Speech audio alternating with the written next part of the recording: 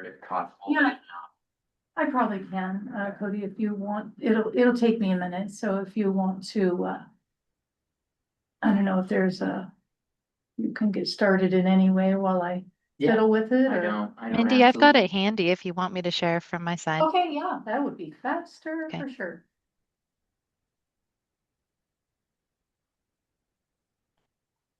Much faster than me finding it and downloading it. Stand up and- here if that works. Yeah, yeah, and if you also wanna sit, we can move the chair so it's in a better spot.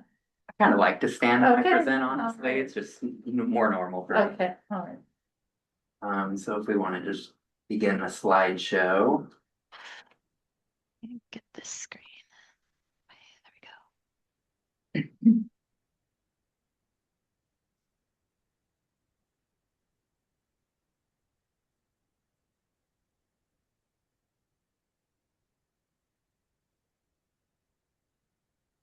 Let's see, how do I expand this?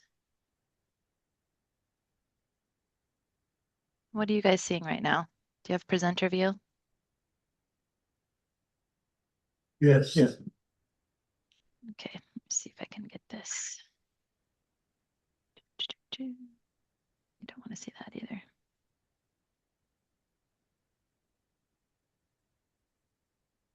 Hmm.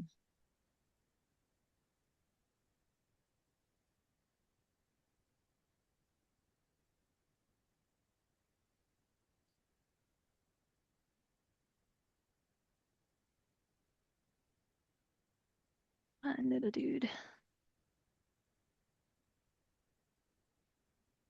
Sorry, I'm trying to figure out how to move it over to my screen. Let me do this.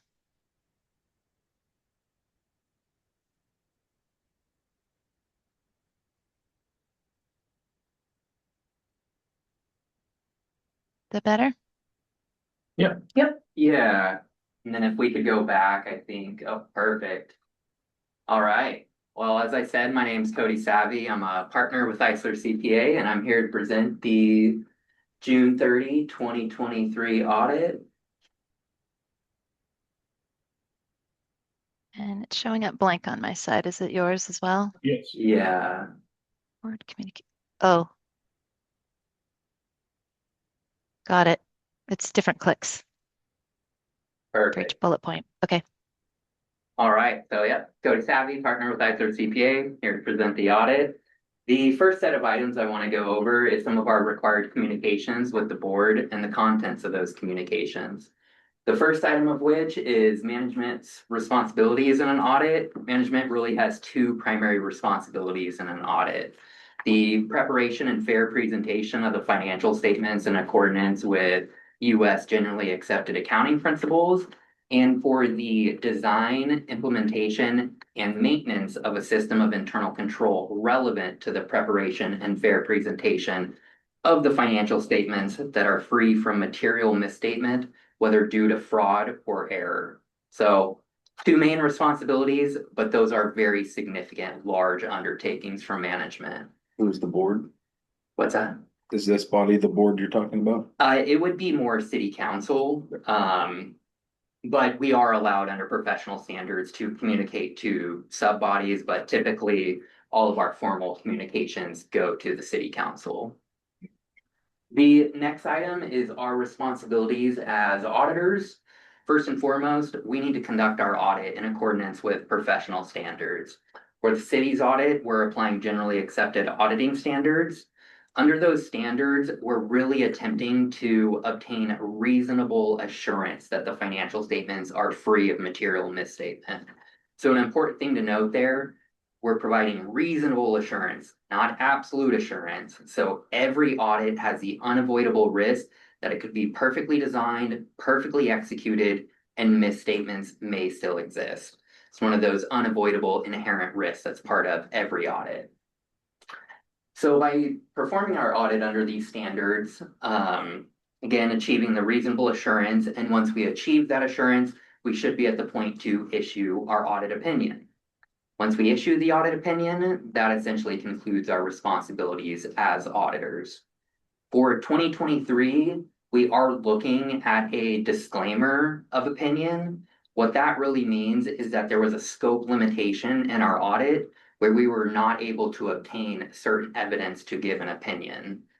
This is specifically related to subscription-based IT arrangements, which was a new GASB standard that went into effect for this fiscal year. Management has informed us that they will not be implementing that standard until fiscal year 25. So the disclaimer just relates to subscription-based IT arrangements. There was nothing additional in our audit that would cause us to modify our opinion.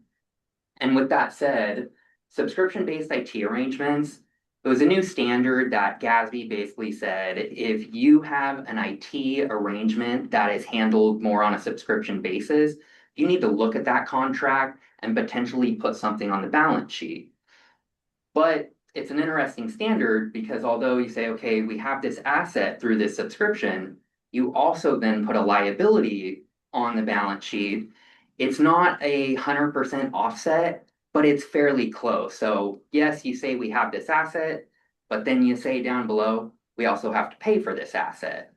So that's really the main piece that's not going to be reflected on the financial statements, where on budgetary basis, you're still making the payments for those subscriptions. And so they're still reflected in the budgetary statements and hitting fund balance. The next item is significant findings. This primarily relates to the system of internal controls. There are 3 levels of control deficiencies. Control deficiency is the low level. Significant deficiency is essentially based on professional judgment. If in our mind, we think those charged with governance need to be aware of this deficiency, then we would classify it as a significant deficiency. And then the most severe classification is a material weakness. This essentially means that the control deficiency is so severe, there's a potential risk there that it will result in material misstatements if it's not corrected. But with all of that said, I'm happy to report that there were no significant deficiencies nor material weaknesses as part of the city's audit. The next item, corrected and uncorrected misstatements. Again, if we come across these are items that we're required to communicate with those charged with governance. We had no corrected misstatements as part of our audit. And the only thing that would fall under the uncorrected misstatement classification would be the subscription-based IT arrangements and those not being reflected. The next couple of items, we can click twice, Summer. Difficulties encountered during the audit, or if we have any disagreements with management, again, those are things that we need to communicate to those charged with governance. Happy to report we had no difficulties, nor did we have any disagreements with management. Under difficulties, was that, I understand that some of the records had to be reconstructed. I don't know necessarily about reconstructed, but there were items that we had selected during our audit that management had some difficulty locating. But at the end of the day, they were able to provide sufficient support for them. So maybe it took a little bit more effort than we're used to. But I think, looking at the turnover that has happened at the city, it seemed pretty normal to us. And again, all support for items that we selected was eventually provided. Thank you. You're welcome. The next item, management representations. This is a fairly standard piece of every audit. Professional standards require that we obtain a list of representations from management that were made to us during the course of our audit. So again, very standard piece of any audit that's conducted.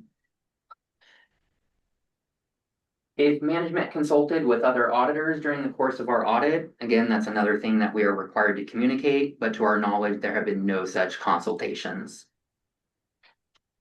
And finally, if we have any other findings or issues that we encounter in our audit, then we're required to communicate those. This is really kind of more of a judgment one, anything that we think needs to make it over to those charged with governance or government waste and abuse, if that was identified, or if we have Oregon minimum standards issues, it would fall under this category. But we had nothing as part of this audit that would be classified in this other findings or issues category.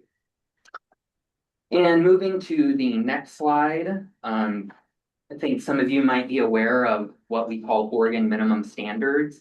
The state of Oregon requires auditors to apply a specific set of procedures over these Oregon minimum standards.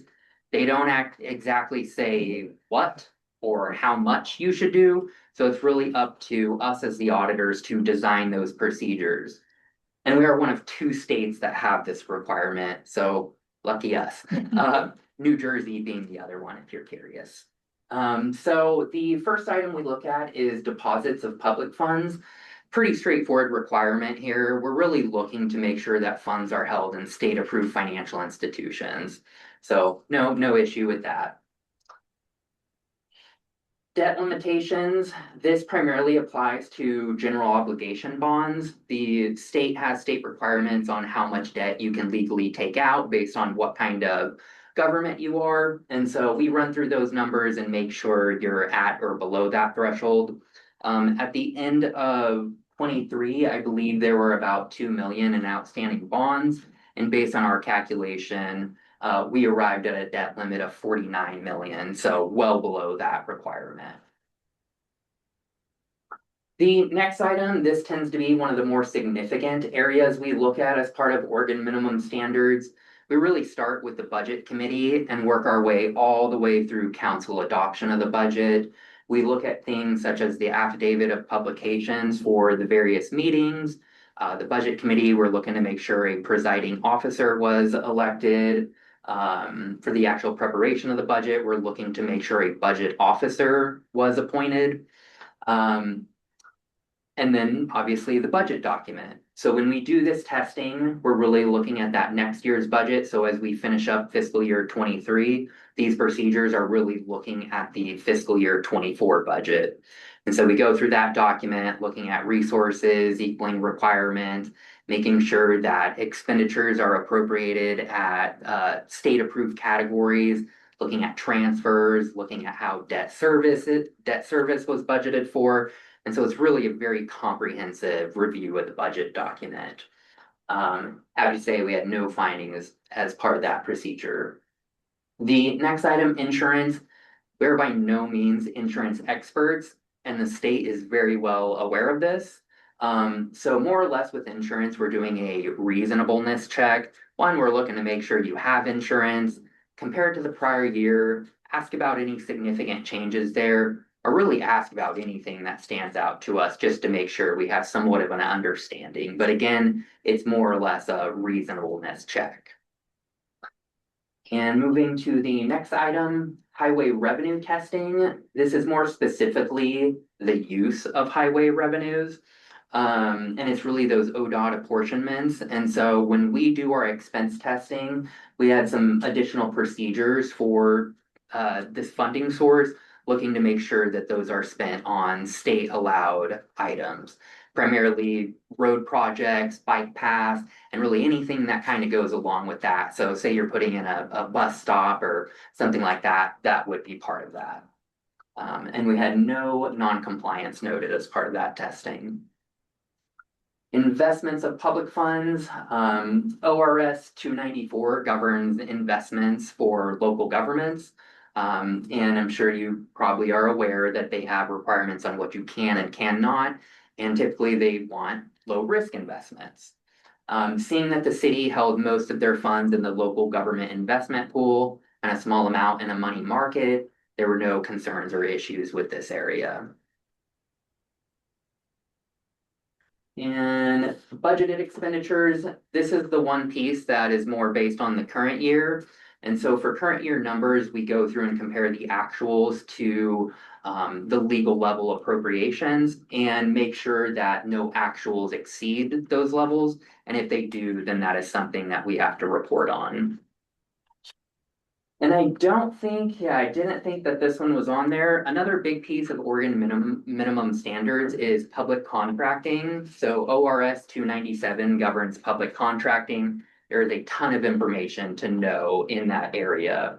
And so we put together a list of all contracts above the intermediate procurement threshold. We pull a sample of those contracts, and then depending on the type of procurement, we're reviewing for compliance with the requirements of 297, but also the city's policies as well.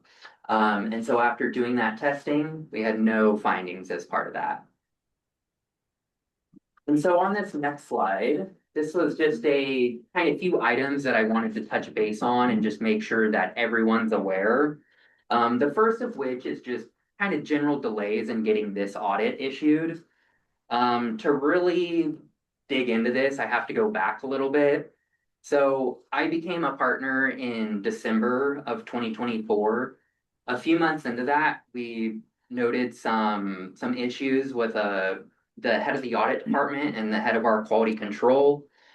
We attempted to work through these issues, but ultimately mutually parted ways. And so, like I said, this individual was the head of our audit department, oversaw our quality control system. And so it was a fairly catastrophic loss for us that really flipped our department upside down. While this was happening, we had our triannual peer review going on. So every 3 years, most CPA firms who provide assurance work will have another firm come in and essentially say, do you have a system here where it allows you to conduct quality audit? So it's a pretty big engagement for us, and it's a pretty big deal that we are successful in this engagement. So we had that going on. We were in the process of transitioning our audit software and methodology. And we also had to implement a whole new system of quality management due to some new standards that came out. So due to the loss of this individual, all those projects, in addition to running the department, landed on my lap around June, July of this year. We've done our best to really be transparent about what's going on and open about it with management. I guess I can say, we're taking one day at a time, doing the best we can, putting in as much time as we can to really catch up on these projects. And the one thing I didn't mention is, this partner also had billable work that now we're responsible for. So in addition to these, very large, unique projects we have going on, now we have a lot more client work that is expected of us. So again, taking one day at a time, doing the best we can to catch up on this. I feel very confident, we will get through this as a firm and come out better on the other end of it. So again, try to be very transparent with management about that, but I felt it was appropriate that I inform all of you of this as well. So the next item that I wanted to go over is just kind of our thoughts on how to catch the city up on their audits. And this is something that I have ran by Mike as well. So our thought for the fiscal year 24 audit would be to begin that in April of this year. That would put us getting done probably mid to into summertime. And then we would put the fiscal year 25 audit on our fall 26 schedule.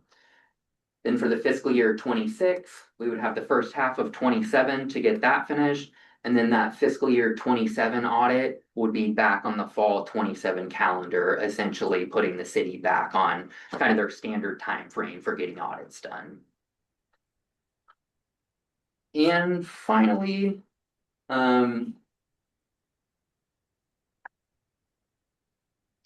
typically, I would include a bit more on a financial basis, but seeing that we're looking at June 30, 2023, I didn't know how relevant that would be, but I wanted to include something. So what we have on here is a depiction of the general fund over the last 5 years, the city's chief operating fund. We can see here, there's not a huge fluctuation in these numbers. They're really staying pretty consistent. As revenues go up, so do expenditures. And so out of these years, it fluctuated between a negative $300,000 decrease in fund balance and then a positive $400,000 increase.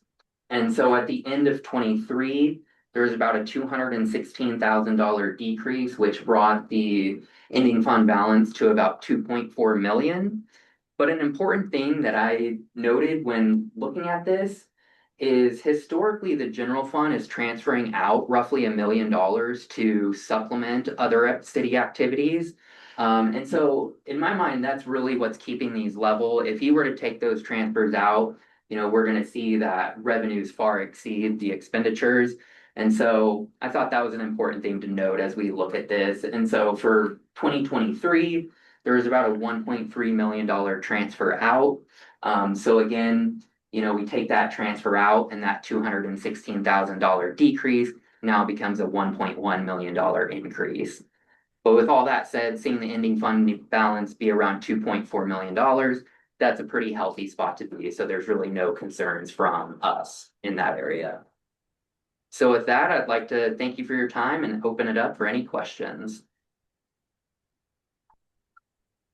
Could you just explain that again about I understand that the funds are closed and that the general fund transfer would make these look differently if that was included under revenues still? Yeah, so we can see, historically over the 5 years, yeah, the numbers get bigger, but they're staying fairly level with one another. So if we were to ignore those transfers in this, we're gonna see the red bar significantly decrease there. So then we're gonna see, revenues are far exceeding those expenditures. Usually that's kind of, the preferred what you want to see. It's a bit different, when you're a government and the main purpose is more providing services. And so, it's really not a concern from us seeing that, roughly $1 million go out to supplement the other activity of the city. If we started to see that fund balance slowly start to decrease over time and not have years where it's, jumping back up, then it would be a little bit more cost for concern. But I think these are fairly normal fluctuations we see. And again, seeing the ending fund balance around 2.38 million, it's really not a big concern for us. One of the things that we definitely wanted to do was keep this process moving. And so we're doing this presentation largely based on draft rather than final audit. So my question is, at what point are we going to get the final, paper copy audit? So there's still a bit of a process to go through because we have to provide a draft of the financial statements and we need to allow you enough time to look at those. My hope is by the end of this month. My goal would be to get a draft out. I'm looking at probably early next week. And then we would need time to put it through our internal control policy and we would need to allow you all time to review that. How do you classify the difference between an expenditure from the general fund and a transfer out? So in the financial statements, we have few main sections there. We'd start with revenues, we hit expenditures, and then below here we have other financing sources and uses. So these are kind of the items that aren't really part of the operating activity. These are kind of almost the one-off type items. Like, another example is you take out a loan. The loan proceeds would show up in other financing sources. And so it's kind of just those other type of items that aren't really part of the general operating activity. And so they're essentially subsidizing other non-general fund funds. If they're going out, Transfers. yeah, typically, yeah. Could that reflect the funding that we received from the federal government that was around ARPA, the programs that the federal government invested in communities to kind of get them going again after COVID? Is that something that could have done the same thing? It could have potentially. I would have to take a look back at those years to see where the grant revenue was classified, but it very well could be up above with revenues as well. And I appreciate the transparency about the process, internal process that you guys are dealing with. And sympathize with. Thank what you. you're doing. Were we under contract with you guys to remain in that? I'm just wondering from our perspective, what happened there? Or we were just waiting on you guys essentially to catch up? Yeah, yeah. So before current management was here, we attempted to kind of do the audit at our standard time. I would have to look back, but we were informed probably 4 or 5 times that the city was ready to have their audit performed. but then the current management at that time became unresponsive. And so it kind of became a perfect storm. You know, there were things going on here at the city. I know there was some turnover in the finance department. And then once the city was, you know, ready to have it done, then we're the ones that have, you know, the issues that I talked about going on. So really the timing was just, you know, very unfortunate for both of us. But to answer your question, we are under no contract. So the city could have sought audit services from another company. Okay. Correct. And I think just as a side note, the city's been working with Isler, I think, for a very long time. I don't know what the number is. But I know you've been providing services to the city for an extended period of time, or your firm has. Yeah, I don't know the number of years. I've been with Isler, I think about 11 and a half years now, and I believe we've been the auditors for all of those years. All right, well, if there's no additional questions, I want to thank you all for your time and hope you all have a pleasant evening. Thank you.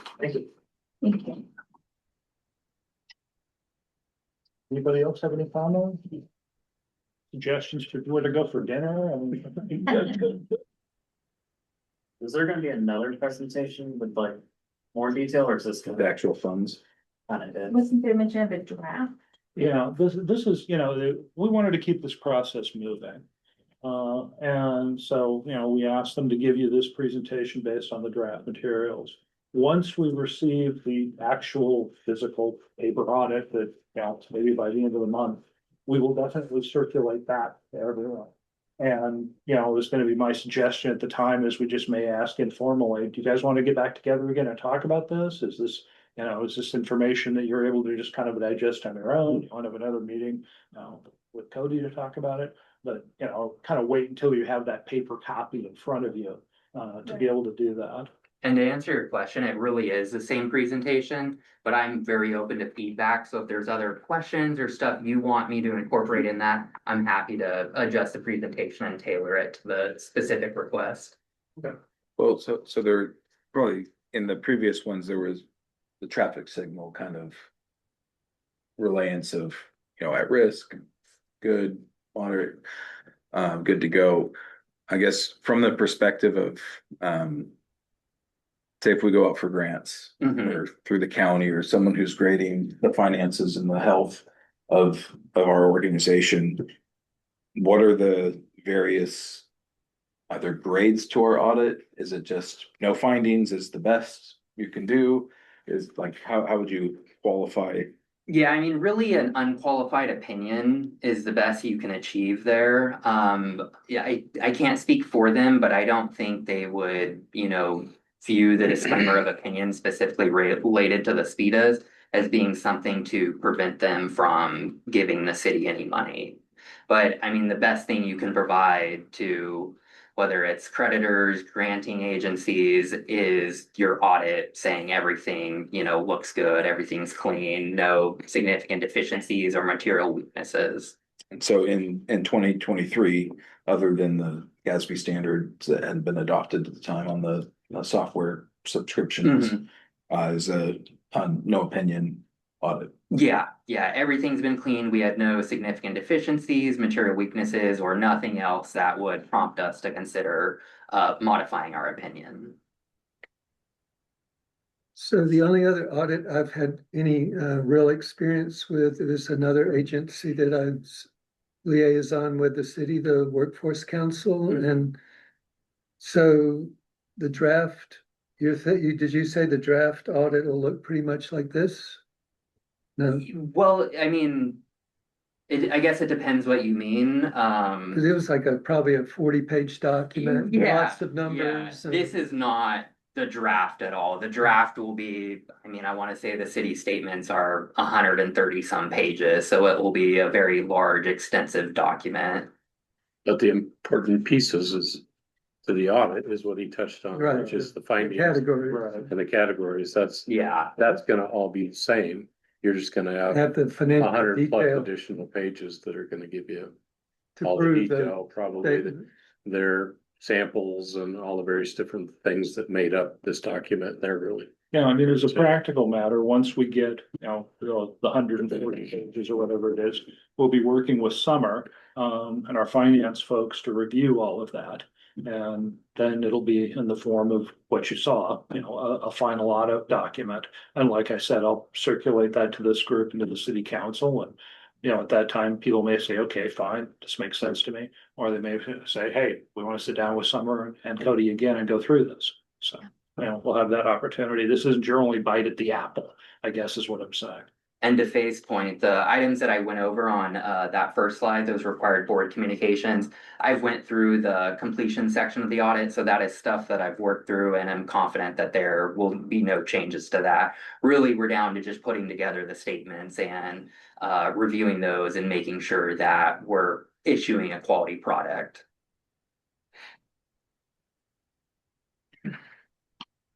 Thank you. All right, well, thank you all and have a wonderful evening. Anything else I can be of help with?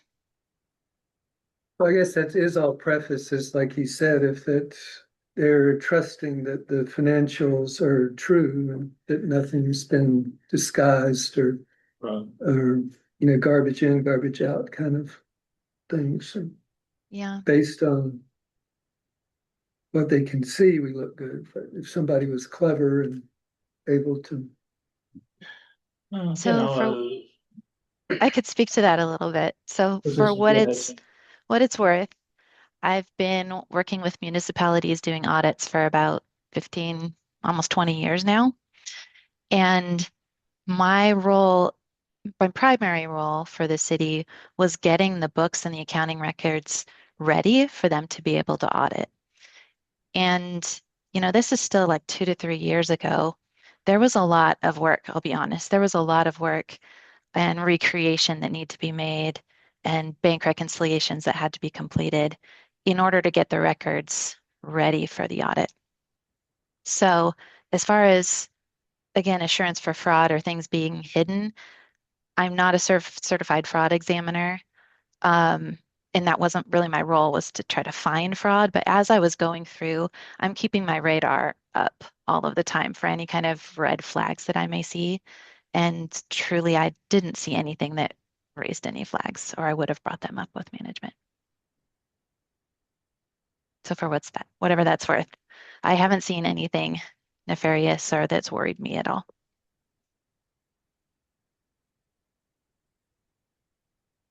Well, I'm hoping there's nothing there, but And, Yeah.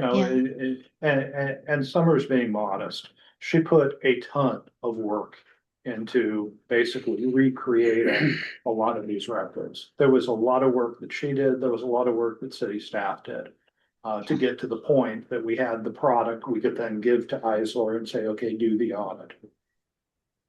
Can you give an example of recreating the work? So I imagine that you've got one point that you can rely on. You've got something else over here, but you have to recreate the records in between that to make them reconcile. That's a really great way to explain it. Yeah, exactly. So we have independent statements from vendors or from the bank of what our bank balances and activity should look like. And that should, if it doesn't necessarily tie to the accounting records, we should be able to understand what the differences are and to be able to give those differences to the auditors. And as prior management and staff had been going through what they were going through, those are the kinds of things, those higher level checks and balances that weren't able to be completed.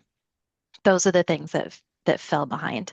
So my understanding is that bills were still paid, employees were still paid, deposits are still being, deposited to the bank. It's just that accounting piece on top that had fallen behind. And so that's what I worked through to catch up. And staff was a big help in that too. Thank you. Did that answer your question? Books kind of Entries. that kind of thing. You have both Metadata. statements, you just were. Yeah, so for those of you that understand what journal entries are, I can try to explain it. So in the accounting system, there's your daily activity, your deposits and your checks that you cut and all of that good stuff. And then as we go through the reconciliation process, or if there are one-off type transactions, then we do, instead of a normal type of transaction, we do what's called a journal entry, and that gets that activity into the system at kind of a different level. The work that I was doing, almost all of it, maybe all of it, related or became down to posting journal entries. And there were like 250, 300 journal entries that had to be posted just for this fiscal year in order to get the books in balance and ready for the audit. That's a lot. I would expect This- in a normal scenario where you're able to keep up more like 20, maybe 30. This fiscal year being 23 that we're Yeah. talking about. Yeah. And then Yeah. that continued on presumably through when Eric came. So I'm expecting to see that for 24 as well. Now, I've already been through a year, staff's already been through a year, so we know what we're looking for and we know how to fix it. So it should be more efficient, I would expect. But there's still a lot of cleanup to do and catch up to do. Yeah.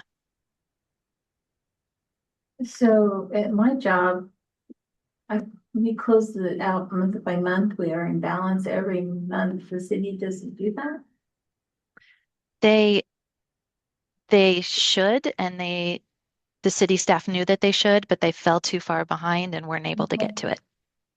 Okay, so your month to month balancing fiscal year is basically just reporting all that. Yeah. And they kind of build on each other, right? So Right.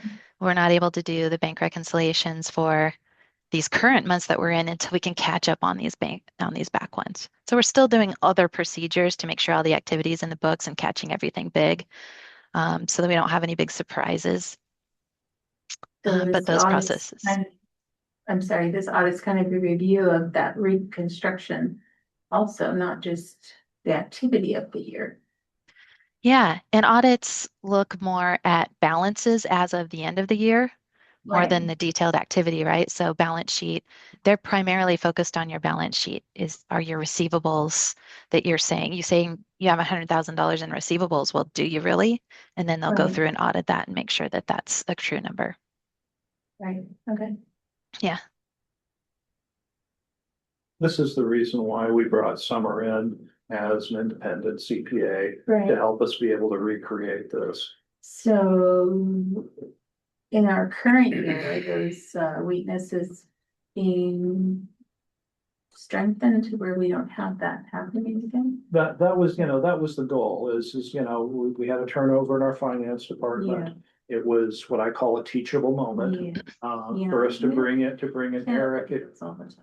So for us to bring in Eric as an interim finance director, and then also to have Summer basically represent us and getting together the records, be able to give it to the audit. So, to answer your question directly, beginning with the last fiscal year, with the current fiscal year, yes, I think we're, at least for operationally, we're there. Okay. But, one of the things that, I've talked with some of the council members about is that because we had these issues in 2023, 2024, it has impacted us as far as what our known starting balances are and, cash reserves and that sort of thing for 2025 and 2026. Well, moving forward, knowing where you are and if you're in balance and cash flow and. The goal is that when we get to July 1 of 2026, that we can have the numbers be exactly where they should be. So we're budgeting for 2026. I use 2 years, 2026, 2027, because using the end of the year thing always confuses me. But so for 2026, 2027, to be able to budget based on actual numbers and basically have righted the ship by the beginning of this next fiscal year. Eric and I have been talking about that. He's been putting a lot of thought and energy into getting as close as he possibly can to the beginning balances that are going to go into the next budget process. And I've been supporting him in that and kind of researching some of the stuff from a couple of years ago. And then we've been looking at a high level at major activity that could potentially impact those balances. So I guess what I'm trying to say is that I know Eric is really focused on getting the best possible numbers he can for you going into this next budget. So I don't have the intimate detail that you may be bringing into the concept. But when we talk about uh, everything builds on itself. In the interim period from what's now, I guess, closing out 2023, Yeah. and you're recreating journal entries as of the time, say, Eric came along, is there like a repository of journal entries that are waiting for reconciliation? So that work's being done as of a certain point, and then you meet the point in time from Jan 1 of 24 to that, and then everything that's being done up into that point gets sorted out, so to speak, or that's already in play. I guess I don't know enough about a journal entry to know if Yeah. there's a I presume there's a dollar amount tied to each journal entry. So how Yeah. much turbulence is there in the meeting of those 2 points? It's really a catch-up process. So some of those journal entries and a lot of those journal entries, I guess I'll say, are only done for accounting reasons. They're not necessarily like real money. They're what I would say is real money. They don't impact your cash balance or what you have in the bank, anything like that. They are solely to create that statement to give to the bank or to give the granting agency. Those are for the most part, are the type of entries that we still need to do. So what's happening is in current day, as Mariah and the team go along, they are doing the day-to-day work. They're doing journal entries for now and doing the reconciliations they can for now. And then I'm going through and trying to catch up to them. And so they're going to keep going and I'm going to keep trying to catch up. And at some point, we will catch up. I'm guessing that might be a year from now, but that's what we're working toward. In that point of catch up, does that then, do you have to catch up to where they are present day? Because you're going to then Yep. modify what they're currently doing as journal entries. So they're Yep. doing them as a placeholder, and then you're going to not catch up to where they started doing them, but catch up to the same point in time. Yes. Gotcha. Yep. And then everything's together and we move forward. And it's all one and the same. Yeah. We will I'm get trying there. to just listen to it. Yeah. I love puzzles. I used to do puzzles with my grandma growing up, and that's kind of what this is a big puzzle. Yeah. What are some of the things that uh, you're not sure how they might impact uh, the reconciliation process? Things you're watching for over 24. I guess it'd primarily be 24, 25. Yeah. I'm a little nervous about and have been talking with Eric about there were some significant transactions like debt borrowings and that kind of thing that happened over, during fiscal 24 and 25. And a couple of those items that we've already looked at were not like journal entries were done, but they weren't done correctly. And correcting them is going to negatively impact your cash carry forward and your balances going forward in your general fund to some extent. That's and I think Eric may have brought up some of this with you, and that's the stuff we're really diving in and checking for, because those are the things. A lot of the journal entries I said are just for accounting. They're just for the report. They aren't necessarily impacting the operation of the city and the decisions that you're making now, which is much more important in my opinion. You got to get the audit done. We've got to get caught up on the reconciliations for important reasons. But you guys are living in the now and making decisions strategically for the city looking forward. And so that's where we're focusing. And that's what I'm most nervous about is if we find something that substantially impacts the balances that you guys are making decisions from. That's what I would be nervous about. And so that's what we are prioritizing and looking at first. We wanted to get this first audit in front of the city council and the audit committee. And we've done that. But the next step, and this is gonna be starting at the second council meeting in January. Eric's gonna be doing a second quarterly budget update. But included in that is going to be a first look at the next year's fiscal year budget. And Faye and Mindy and I have been meeting with Eric regularly, and we'll be getting you some information. And it flows directly to what, Summer is talking about, is, inaccurate information and starting fund balances is snowballed a little bit. And so that's why we want to have, as Summer said, the most accurate starting fund balances we can give you July 1 of 2026 and go forward from there. The practical impact of that is it will probably result in some significant cuts. And that's what we'll be talking with the council about at your second meeting in January. I'm gonna talk with the council a little bit about this on Monday night as well, is we've moved up all of our budget dates. Usually we don't start the budget committee process until like mid or late May. We're starting in April this year. We're adding Good. additional meetings, we're adding additional time. We've added a significant, almost month-long time between when we hope the budget committee completes its work and it comes to the city council, so we've got plenty of time for additional process. After the first budget committee meeting, we've added a town hall. So, we can have first budget committee meeting, do all of the introductions of the material and numbers. Then we can have a town hall meeting, and if something comes out of that town hall meeting, we've got a second budget committee meeting and a third budget committee meeting to be able to integrate it into it. So I know if I go to my bank account balance, if I want to know the kind of the truth of the situation beyond the other financials, and go, and then kind of work backwards from there. Like that's what I actually have in there. It doesn't matter what my budget or projections say. Is that how this was discovered? Like how many bank accounts does the city have? How often do they get inspected? To see if they match what the projections are. Like I wonder how this, where So was the focus that this gets discovered now?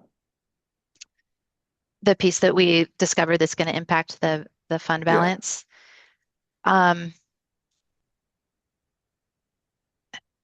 So the city does not have very many actual bank accounts. I think there are just a couple, actually. There's a money market, and then there are a couple different, there are one or two local government investment pool funds. This one transaction that's going to have some impact was the city went out for debt and they got a couple $1 million of cash coming into their account. And when that transaction was put into the accounting system, it was not put into the accounting system correctly. And it was shown over here instead of over here. And it really should have been over here, because if it's over here, then it looks one way and it doesn't impact your fund balance. And if it's over here, it looks a different way and does impact your fund balance. So looking at the bank statement and the activity wouldn't have necessarily caught this. It would be looking at the balances of the debt and how much of that debt, the $2 million or whatever that came in, had actually been spent as of a given time and what that looks like in your accounting system. And it didn't look right. And so we went and looked at it and said, okay, this wasn't right. What do we need to do to fix it? And what's the impact of that? How much of an impact are you guys talking about? I don't think we're there yet, but I could. I don't think so either. But the point is that, our goal is to know that answer by the time we finalize the budget for this year. So going into next year, like I said, we've righted, the goal is to right the ship by July 1st. So that's kind of why you guys are okay with the draft, because there's no fighting here, so we can move on to the next one, because that's where we're gonna really dig in. Yeah, and like I said earlier, I just want to keep this process going forward. We talked about, you've been on the audit committee now for 2 terms and haven't done an audit. So, the conversation I had with Cody is that he's like, well, we don't have the final version yet. We've got the draft. You haven't been able to review our statements. The city hasn't been able to review the statements. I'm like, you're right. Let's get this process, keep moving forward. I wanted to get the council an outline that's included in the PowerPoint of this is how we're gonna get over the next 2 years back to where we are for the timeline for the audits. And So as which- that audit report is being drafted and finalized, Mariah and I are already moving forward. So we've already finished all the bank reconciliations for fiscal 24, and we're going through and doing some of the other reconciliations and work we need to do to prepare for the audit and have it ready so that when the auditors are ready to go, we can just hand it to them. They'll be good to go. So So if I'm understanding, so they're expecting there to be a shortage in cash flow. Is that correct within what they perceive it to be? not necessarily, like Mike said, we're still trying to work through the Okay. actual impact and what it's going to look like on the fund balance. So I apologize, I don't have that information yet, but we are still working through it. I was just thinking that is there a fund available in the budget to cover any kind of gaps or anything like that? I haven't been as involved on the budget side, so I'm kind of looking backwards for the Okay. city, and Eric is the one Yeah. who's looking at now and then looking at the budget, and then we coordinate where we Just need to. But that's going to be a good question for curious. Eric at that meeting later this month. Yeah, I was gonna say, this is why we've invited all of you guys to be part of the committee. We're inviting the budget committee members as well. Budget committee Great. members. Budget committee members as well to be part of Eric's presentation and discussion. Yes. And, I'm also meeting starting in February with, I call it the leadership team of the budget committee. They have their own officers and, there's a couple folks who have been on the committee for an extended period of time. And I'm gonna start meeting with them and talking through this with them. Because what I don't want to do is have budget committee members that are starting off at ground zero. I mean, the goal is to get everybody to the same level of knowledge and information so that we can work together. So was it just this last budget that was put together and passed with the misclassification of those funds? Or was it back in I 24? think it's going back a ways. Yeah, and it's not just this one item. There have been other things, and part of this is going back and looking at prior records and the work that the prior finance director did and understanding how she came up with some of the numbers that she came up with. And there are some notes there, and we're still trying to kind of decipher that and figure out where her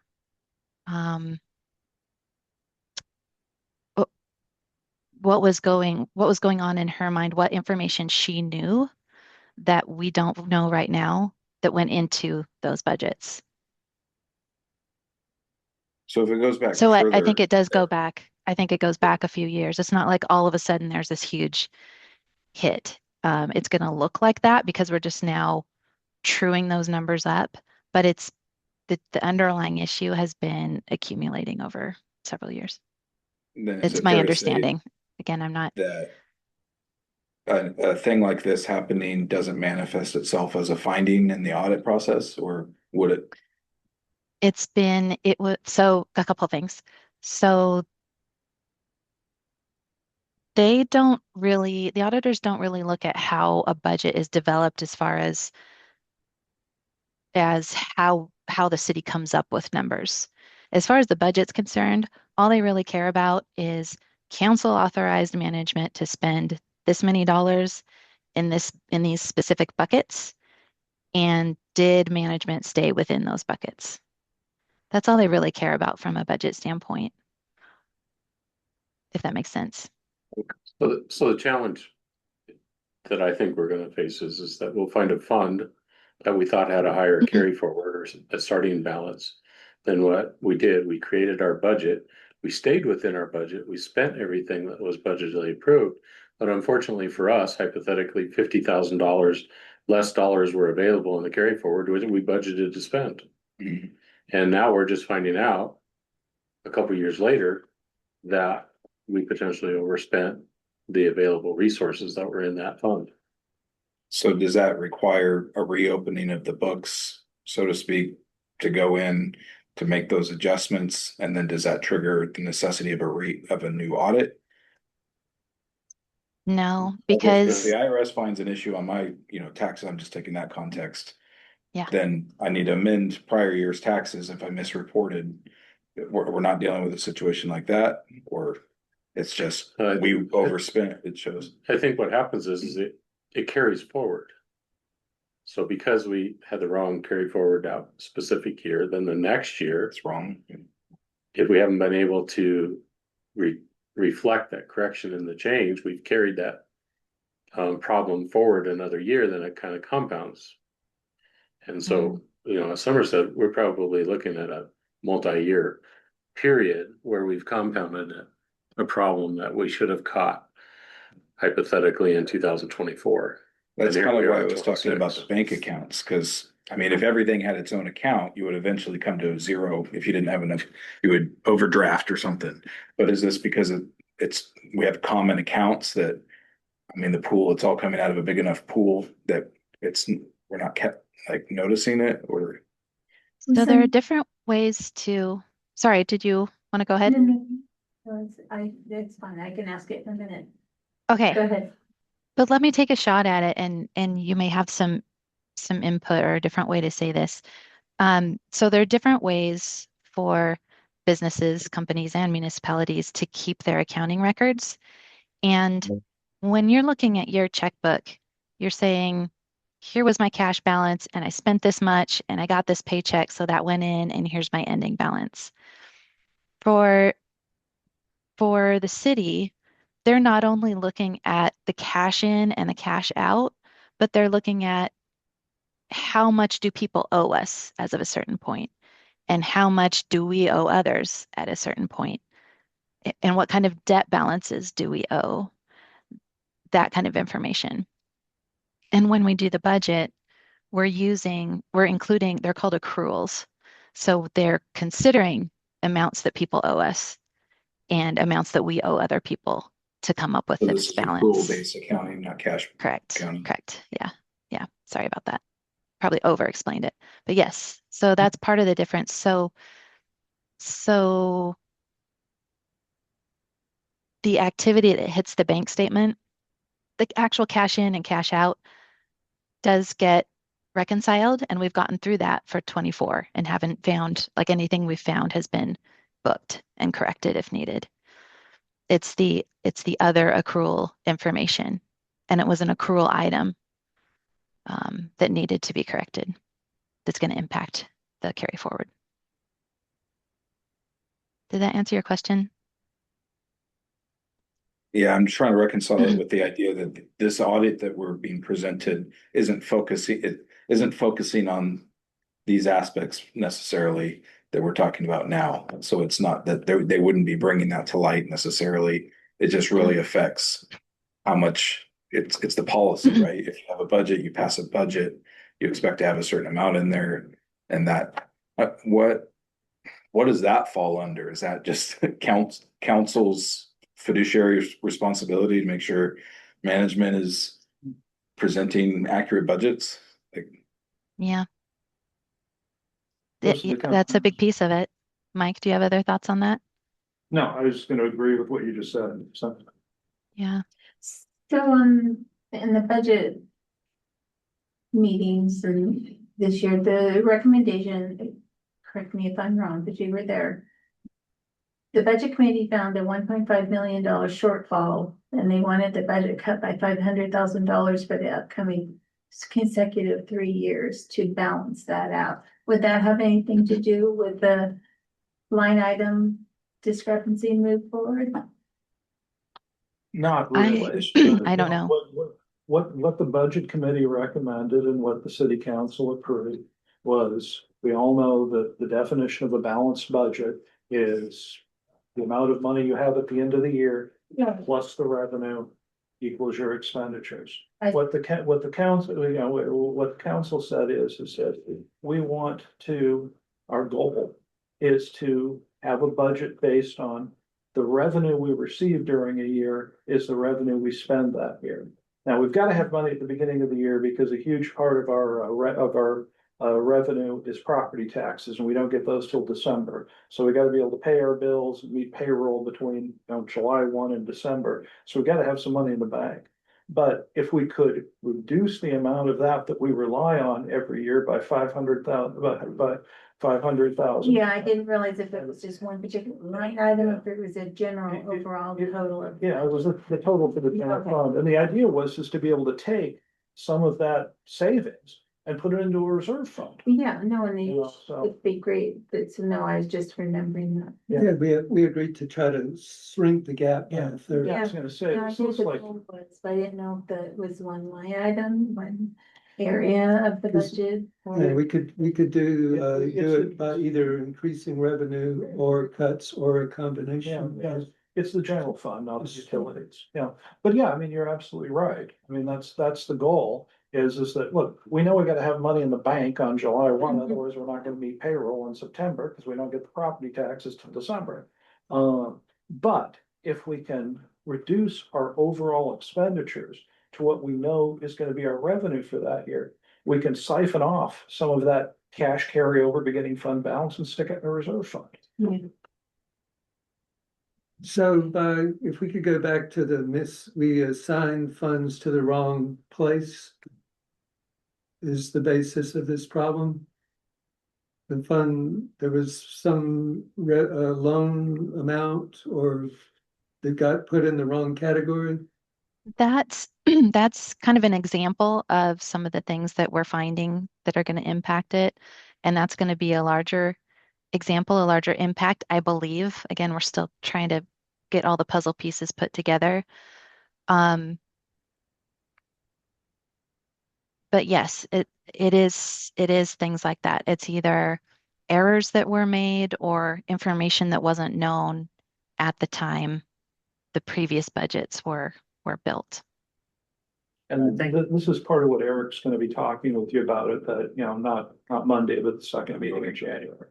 Yeah. I think to kind of bring it back to the topic of this meeting is most of those errors are found in the 24 fiscal year, so a lot of the questions we're asking might be a little too soon because we don't have all the details of Yeah. it yet, but we want all the details. Well, is Yeah.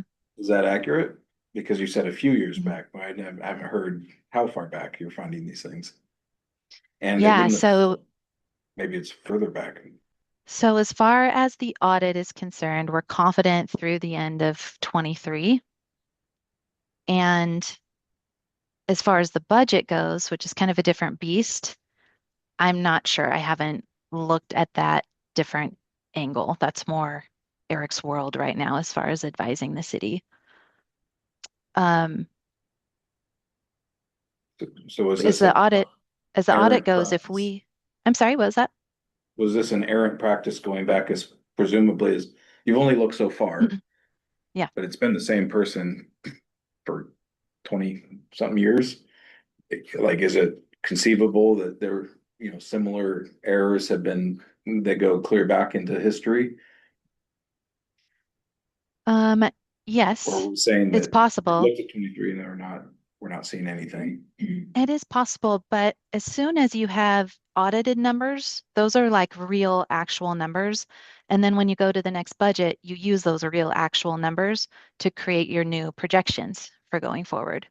So Yeah, if so there I was had been trying to- errors in the process in the past, they wouldn't be going too far back prior to an audit being completed. Okay. The last If- one was completed was 22, Correct. and this is 23. Correct. So, yep. So the budget for the year we're in right now, the only actual real audited numbers that the city had to use were the 22 audit numbers. The rest was all projection and entries in the system and those reconciliations that had been done. It was the best information that city staff and management would have had at the time. And if there were errors in the information that they used, then there would be errors in the projections. Carried forward. I'm sorry? Carried forward. Carried forward. It's carried forward. So I guess another Yeah. question this audit is essentially mandated by state rule, state law, right? Yeah. So are there other audits that we could have in-house to give us greater assurance on the things that aren't focused on here? Maybe I don't even know what I'm asking really, but it sounds like if there's a narrow scope, are there broader scope audits that could give us fuller assurance of the things that we would want to have assurance of? Well, So, sorry, go ahead. no, say, well, the audit that's being performed in front of you, you're right. This is based on state law. These are the minimum standards that the state requires. If there's additional financial information that the council wants and additional research you'd like us to do, we'd certainly hire somebody like Summer to do it for us. So there's different audits. So you could do a forensic audit, right? So Summer said she's been through these accounts. She doesn't feel like there's any type of fraudulent activity taking place, right? Yeah, I didn't see any So it red probably flags. doesn't warrant. Now, if she had a red flag that popped up and said, hey, Mike, I'm really concerned because something's not right, I would recommend that we bring a professional in here to do a forensic audit of this. Yeah. It's kind of like what happened years ago when we had an individual that was working here in the finance department and got caught for stealing funds. And it was really a notion, somebody determined something wasn't right, and then they brought in a forensic auditor to really go through those records and found out, yeah, there was a trail and it was blatant. The individual had to do time in jail for it. So those would be the things that trigger. I think what's important to impress here is that we got to we're getting the staff in place to be able to do the things that we do so that we can reconcile our bank accounts monthly, which, I mean, they hadn't been done for several months. And so it's because we didn't have the staff to do it. We're finally getting the staff trained up to be able to do that. We lost some individuals that were doing that. I mean, Jennifer used to do that when she was here. That was her job, was to reconcile the bank accounts. When she left, it was to transfer to another person, and that it just didn't quite get done the way it was supposed to be done. We do the best that we can when we we have an expenditure and we put the expenditure to an account. Well, if we review that expenditure and say, oh, geez, that expenditure should have been in this account, not in that account, as we reviewed it closer, then we do a journal entry to adjust that expenditure into the right account instead of, to do that. So there's just processes that, once Summer and Eric and Mariah and the folks get this under control, they'll be able to, I'm pretty sure you'll be able to get those assurances. It's kind of like the report we're going to have on Monday. We're getting a report on where we are financially for the first half of the year. You're going to see how much money came in. You're going to see what the expenditures are. You're going to see that, but frankly, I think everything is that they've taken to showcase is, the expenditures are less than the revenue that's been taken in. We brought in the projected revenue, and we at the 50% halfway mark, we still in many of the budgets have 60% of our budget left that hasn't been spent. So, if there's red flags that come up and say, okay, Faye, why are you only at 40% of your budget when you're at the 50% mark? And then I got to explain, well, geez, we had that pump go out, or I had to do something. But that's not the case at this point. I think you're going to see that, Mike's going to be able to present, Eric's going to present that we are tracking the way our budget is. It's just we're trying to true up what is really in that account. I've been happy to see that council's doing their fiduciary duty and keeping the pressure on management to get these audits done. I mean, you guys are doing what you need to do. There are other organizations that aren't paying attention to whether the audits get completed or not. And this council has been very aware of that and keeping the pressure on, and that's appropriate. That's you guys doing your job. So that's positive. Any other questions or comments? I don't want to cut it off if people have other things you want to talk about. Yeah. Um, So every month now, the accounts receivable and accounts payable and the bank statements are all being reconciled and, to see that they're basically in balance. That would be an Eric question. Yeah. Yeah, I haven't stepped into his world as far, I know he has made a lot of process improvements and he's been supervising and keeping staff accountable. And I believe, I mean, I would be pretty comfortable saying I'm quite sure they're being done at this point. You Um, know, the- that'll definitely be part of the conversation, and we'll have Eric have at the second council meeting in June. Yeah, but that's one of his strengths is looking at processes, making sure that those processes are strong and that there are internal controls in place and that they are as efficient as they can be realistically within the environment that you guys are in. The bank reconciliations, as you know, they kind of build on each other. So at this point, we're looking at each month's activity and making sure that the major transactions are getting in the system. Those actual bank reconciliations are still being caught up.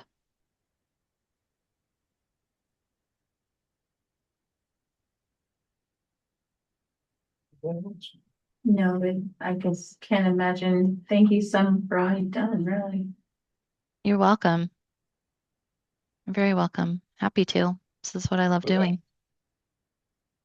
And I get to visit Cottage Grove and hang out in your community. I'm so glad there's people like you in this world. Well, back at you. Well, I just can't imagine in my job if we didn't close and balance every month and have to go back years, and this would be overwhelming. Mhm. And we're It just can a be. small mill, we're not a city. Yeah. Yeah. But we're getting there. All right, well, thank you very much, everybody. A conversation to continue. Yeah, Like I said, I encourage you to participate and be part of the meeting on Monday night and the next council meeting. Where Eric will do his presentation. As soon as I have a paper audit, when all 150 pages of it, we will definitely circulate it for you guys to be able to take a look at. Thank Good you. conversation. Thank you, everyone. thank you. Yep. Take care.